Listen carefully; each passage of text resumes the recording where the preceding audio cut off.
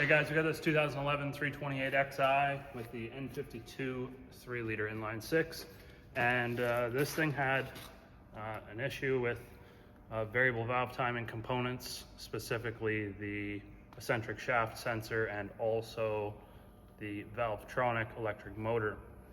Now, we have another video on how to replace the eccentric shaft sensor, and long story short, we ended up so we had codes basically which were 2A77 and 2A3F pertaining to low power to the Valvetronic electric motor. So we did a bunch of checks up front, and sure enough, we had about 5 volts with the key on at a terminal up front, and I'll show you that in a minute. But I ended up coming back here to where the battery was, and I wanted to see how many volts we were getting from this wire. So this sits on top of your battery, and this little wire right here will go down beside the battery. It goes down here. You can see where I've got it running through. And normally there should be, you see how this side has a terminal on there? There should be one that's identical for the smaller wire. So you should be expecting battery voltage on there with the key on, and I was. However, I was only getting about 5 volts up front. So I knew we were losing voltage somewhere.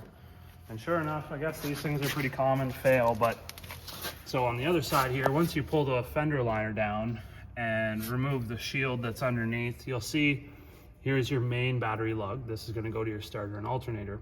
And then beside it will be the smaller wire, which runs all your variable valve timing components. So that was actually all green and crusty, and as soon as I touched it, it fell apart. There's a stud that passes through there, and it holds this terminal on.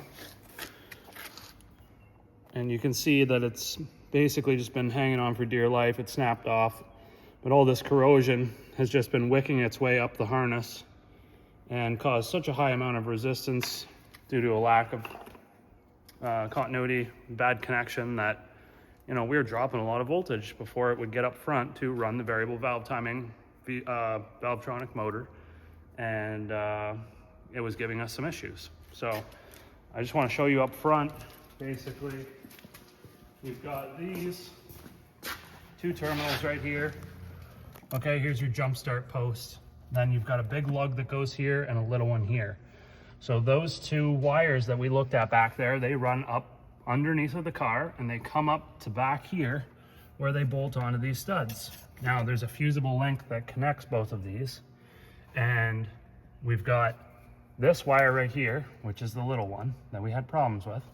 It runs back into the harness, and it's responsible for supplying power for this Valvetronic motor. So the computer will then take that power. It runs it through this relay. It's also fused with this F07 40 amp fuse. Both of these things are located in the fuse box. And the computer then will vary the voltage for the motor to control the motor forwards or backwards to change the Valvetronic system. So you should normally, with the key on, have battery voltage on both of these. Now, with the key on, I only had 11.8 volts. The battery was low. But on this stud, I only had 5.75 volts. So it was low. Now, the service manual does say that it's supposed to be anywhere between 5.75 and 17 volts operating range for that motor. And obviously it was low, but it sort of caught me off guard. But yeah, if you have an issue where you've got code 2A77 and 2A3F, go check that terminal in the back by the battery. It looked fine from the inside, but outside from the back where you pull the fender liner out, it was gone. So make sure you check both sides. You probably have an issue there. If you don't have an issue there, there could be something else wrong, whether it's the wiring in between, or this could be bad, or you might have a blown fuse, or the computer's bad, which is pretty rare. But I just wanted to share with you that terminal location and that they go bad.